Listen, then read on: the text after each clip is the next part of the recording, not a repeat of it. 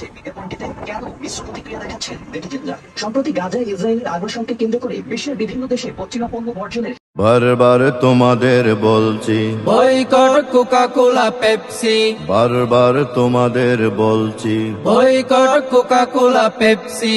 এসব হলো ওই ইহুদির পণ্য, যেই টাকা ব্যয় হয় তোমাদের জন্য।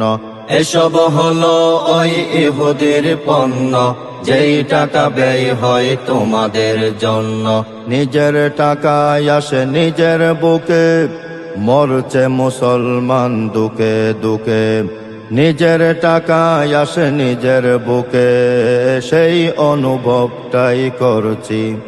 হে মুসলিম, তোমাকে আমি আজ বলছি, বয়কট কোকা কোলা পেপসি, তোমাকে আমি আজ বলছি।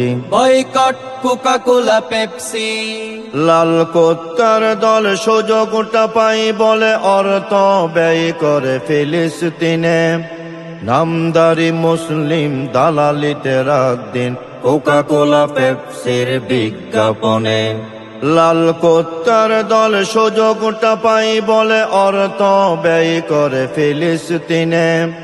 নামদারি মুসলিম দালালিতে রাত দিন কোকা কোলা পেপসির বিজ্ঞাপনে। তোদেরই কারণে মুসলিম নিধনে, তোদেরই কারণে মুসলিম নিধনে। তোদেরকে ধিক্কার দিচ্ছি, বয়কট কোকা কোলা পেপসি, তোমাকে আমি আজ বলছি। Boycott Coca Cola Pepsi.